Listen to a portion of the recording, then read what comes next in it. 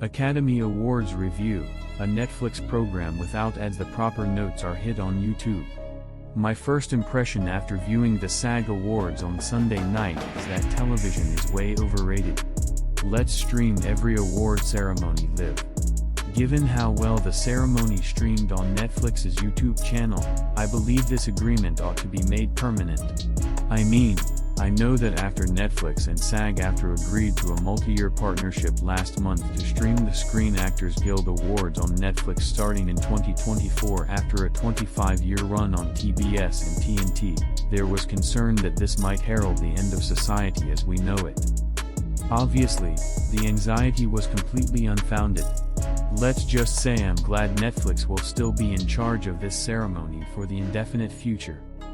I can't recall the last time I witnessed an awards show that was so joyful, seamless, carefree, and celebratory from start to finish, with almost no hiccups. Well, aside from Mark Wahlberg interpreting the title of Sarah Polley's movie as Women Are Talking.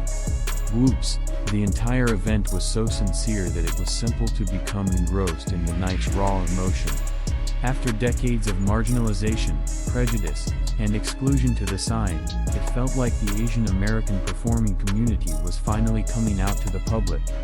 That was what it seemed like the 4 victories for Everything Everywhere All at Once represented, including the group award and the individual awards for Michelle Yeoh, Ke Huy Quan, and Jamie Lee Curtis. Widely used on Gold Derby. Curtis is not Chinese, no. But Lee is a very Chinese name, as the venerable veteran character actor James Hong observed at the ceremony's close on Sunday. Ladies and gents, this is how you stage an awards ceremony. Each winner is given the opportunity to speak until they are done without being rudely cut off by starting the orchestra, which will eventually drown them out. There wasn't any of it that Sunday night, not one single incident. Nobody seemed to mind that the program went slightly over its 2-hour time limit, certainly not Netflix's YouTube channel, which didn't have to think about it messing up its schedule. Even Jennifer Coolidge was allowed to blather on for as long as she wanted without having to dance. It was magnificent. Every division included a clip of each nominee. The clips weren't long, mind you, but they served as visual examples of the actors' abilities. It demonstrated the kind of esteem for the acts that is lacking at events like the Golden Globes, Critics' Choice Awards, and even the Academy Awards. The fact that there are no commercials on the program might be its best feature. None, nothing, nada, zip. The show's producers instead presented some reliably entertaining clip packages of memorable moments, pulled from previous SAG Awards shows during what would have been the commercial breaks. It provided a chance for everyone present to get some exercise without putting the viewers at home to sleep with ad clusters. This entire ad-free concept may become very popular. They did not feel the need to suppress each and every outburst of profanity. So-called F-bombs were occasionally allowed to be heard without being muffled.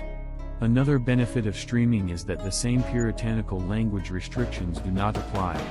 This was particularly helpful when the beautiful Ms. Yeoh, overcome by the moment and the steam she had built up over 40 years of being passed over for her industry's top awards, let loose a lusty fuck in the middle of her lead film actress acceptance speech. Can you imagine how ridiculous it would have been to hear nothing but dead air come from her mouth if the show had aired on TBS and TNT? I'll concede you that some of the presenters' banter was annoyingly lamely written.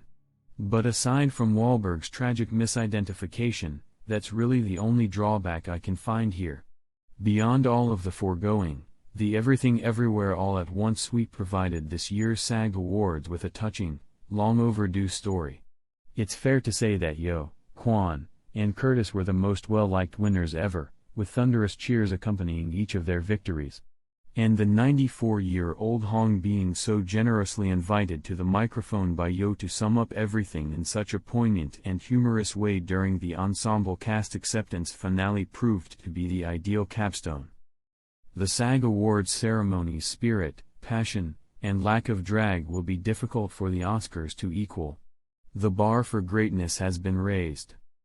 At Gold Derby, place your bets right now. For the chance to fight against hordes of other fans as well as our experts and editors for the best prediction accuracy scores, download our free and simple app for Apple/iPhone devices or Android, Google Play. See our most recent forecast winners. Can you next dominate our prestigious leaderboards?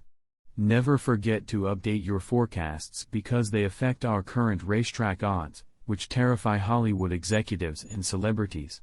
Avoid missing the excitement. Join our renowned forums, where 5,000 showbiz leaders regularly lurk to keep up with the latest award buzz, and air your huffy views.